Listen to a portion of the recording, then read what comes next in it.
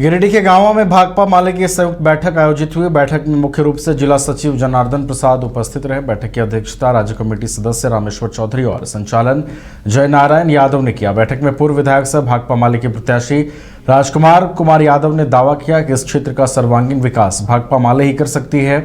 अपने 5 वर्षों के कार्यकाल में मैंने कई ऐतिहासिक कार्य किए हैं। पिछले 5 वर्षों में क्षेत्र में कोई उल्लेखनीय कार्य नहीं हुआ।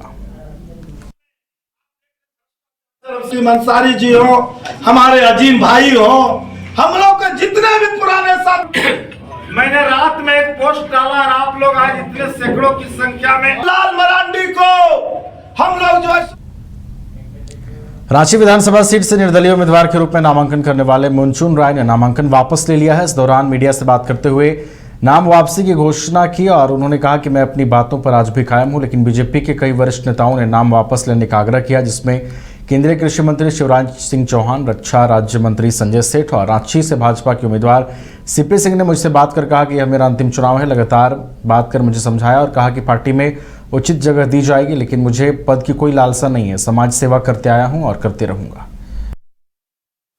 हम लड़ने के पूरे तैयारी के साथ उतरे थे, लेकिन जब लगातार बार यह जो 6-7 दिनों का था, तो लगातार मुझ पर यह प्रयास किया गया, आग्रह किया गया, इतने लोगों का आग्रह आया, इतने साथियों का आग्रह आया और विचारधारा की बात कहीं ना कहीं मुझे कचोट रही थी कि कहीं मेरे चलते नुकसान ना हो जाए। मुझे डर इस बात का नहीं था, क्योंकि मेरे पास खोने के लिए कुछ नहीं था। मैं जब चुनाव में सोच के जब चुनाव लड़ने गया तो मेरे पास खोने के लिए कुछ नहीं था। जो भी था पाने के लिए था, लेकिन कहीं ना कहीं मुझे लगा कि मेरे चलते जमीन से जुड़ के आप हम लड़ने के पूरे तैयारी के साथ उतरे थे, लेकिन जब लगातार निरसा कांटा निवासी रामबाबू 600 किलोमीटर की पदयात्रा उन्होंने पूरी की और बाबा केदारनाथ के दर्शन किए। उन्होंने कहा कि लोगों के स्नेह और प्यार से यह यात्रा संपन्न हो पाई है। वहीं यात्रा से निरसा वापस लौटने पर लोगों ने उनका जोरदार स्वागत किया।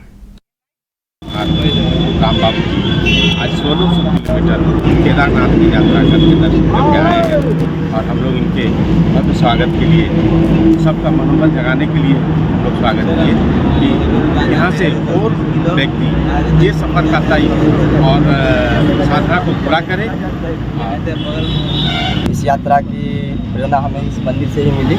बाबा के ही देन है कि हमने इस यात्रा को शुरू किया। यहाँ से यात्रा अपने शुरू की, यहाँ से बाबा विश्वनाथ, अयोध्या, हरिद्वार होते हुए केदारनाथ पहुँच गए। इस यात्रा में कठिनाई की बात है तो यात्राएं, कोई भी यात्रा हो तो आसान नहीं होती है, या छोटी हो या बड़ी। समस्याएं तो अनगिनत आएंगी, आपकी हिम्मत को भी डगमगाएंगी, आपके हौसले को भी तोड़ेंगे, लेकिन उस हौसला को बरकरार रखने के लिए सब जितने भी हमारे गार्जियन जैसे लोग हैं, ये हमेशा हमारे सपोर्ट करते रहे हैं और हमारे हौसले को कभी गड़बड़ाने नहीं दिए हैं।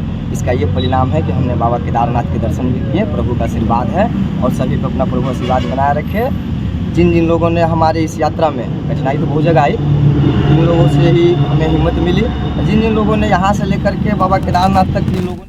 झारखंड के मुख्य निर्वाचन पदाधिकारी के रवि कुमार ने प्रेस वार्ता की। इस दौरान उन्होंने जानकारी देते हुए बताया कि अब तक 121 करोड़ जब्त किए गए हैं। साथ ही आचार संहिता के 22 मामले भी राज्य में दर्ज किए गए हैं।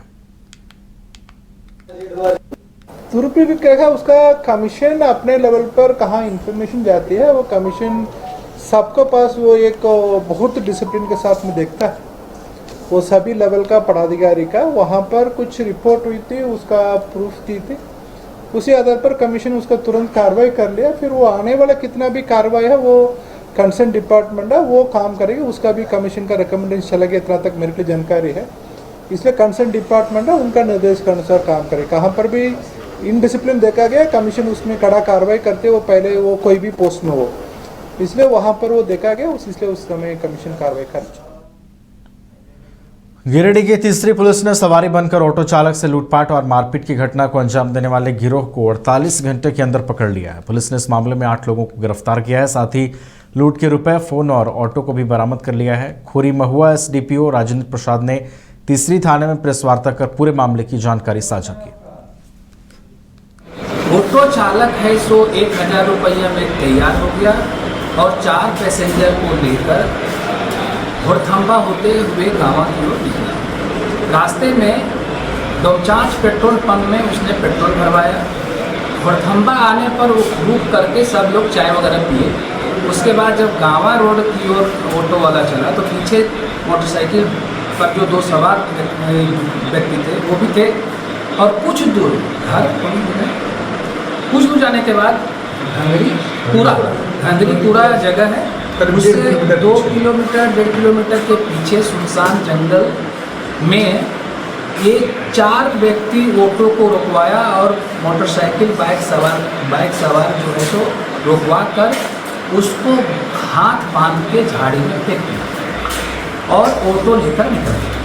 सीमेंट की गाड़ी पकड़कर गांवा थाना पहुंचा। उसने थाना प्रभारी को जब इस तरह की बात की सूचना दी, थाना प्रभारी ने सूचित हमको किया, मैंने अपने ज़िले के कप्तान को सूचित किया। ज़िले के कप्तान के निर्देश पर तुरंत मेरे नेतृत्व में एक विशेष टीम का गठन हुआ, जिसमें मैं, इंस्पेक्टर गांवा, थाना प्रभारी गांवा और थाना प्रभारी किसी शामिल हुए और उसमें हम लोग तुरंत एक्शन में लिए। उसके बाद हम लोग टेक्निकल साक्ष्य के आधार पर और कुछ अपना पूछताछ के आधार पर इसमें शामिल 4 और 2 6 अभियुक्त थे। राजधानी रांची के अरगोड़ा थाना और सदर थाना क्षेत्र से 3 आरोपियों को पुलिस ने गिरफ्तार किया है। प्रेस वार्ता कर मामले की पूरी जानकारी देते हुए सिटी एसपी राजकुमार मेहता ने कहा कि पुलिस को गुप्त सूचना मिली थी कि जिसके आधार पर यह कार्रवाई की गई। गिरफ्तारी अलग अलग मामलों में की गई है। देखिए, जैसा कि आप जानते हैं कि ड्रग्स के खिलाफ में रांची पुलिस के द्वारा जो अभियान लगातार चलाया जा रहा है, इस आलोक में वरीय पुलिस अधीक्षक महोदय को एक सूचना प्राप्त हुआ था कि सदर थाना क्षेत्र में चेशायर होम रोड में 2 व्यक्ति जो है वो ड्रग्स का खरीद फरोख्त और इन लोग बेचने का काम जो है इनके द्वारा किया जा रहा है। तत्काल सदर डीएसपी को घटनास्थल के लिए मूव कराया गया। सदर थाना प्रभारी और इसकी टीम के द्वारा जो है एक रेकी की गई और एक घेराबंदी किया गया। इस आलोक में कल 2 व्यक्तियों की गिरफ्तारी हुई है चेशायर होम रोड से, जिसमें एक व्यक्ति का नाम वसीम अंसारी है, दूसरा का नाम फिरोज अंसारी है। एक बरियातू का रहने वाले, दूसरा सदर का रहने वाले। दोनों व्यक्तियों के विरुद्ध में पूर्व में आपराधिक इतिहास रहा है। एक व्यक्ति आर्म्स एक्ट में और दूसरा रंगदारी के केस में जेल जा चुके हैं। जेल से निकलने के बाद में पुनः ये ड्रग्स के जो है ड्रग्स में इन लोग बेचने का काम जो है सदर थाना क्षेत्र में लगातार घूम घूम के कर रहे थे। कल इनके द्वारा जो सूचना प्राप्त हुई है, तत्काल इनको जो है गिरफ्तार किया गया, सर्च किया गया। सर्च के उपरांत इनके पास से 25 पुड़िया जो है ड्रग्स बरामद किया गया है, जो कि लगभग इनके द्वारा 3.64 जो है वह ड्रग्स जो हम लोग को बरामद हुआ है। कोडरमा विधानसभा से कुल 13 प्रत्याशी मैदान में हैं। स्क्रूटनी और नामांकन वापस लेने की तिथि समाप्त होने के बाद कुल 13 उम्मीदवार मैदान में बचे हैं। 25 अक्टूबर तक 19 उम्मीदवारों ने नामांकन का पर्चा दाखिल किया था। 28 अक्टूबर को हुए स्क्रूटनी में 3 उम्मीदवारों का नामांकन रद्द कर दिया गया था, जबकि 3 उम्मीदवारों ने नामांकन वापस ले लिया, जिसके बाद कोडरमा विधानसभा में कुल 13 उम्मीदवार मैदान में हैं, जिनके बीच 13 नवंबर को चुनावी दंगल होगा। हमारा जो नॉमिनेशन पीरियड था 18 से 25 में, उसमें 37 नॉमिनेशन पेपर फाइल हुए थे, जिसमें कैंडिडेट जो थे वो 19 थे।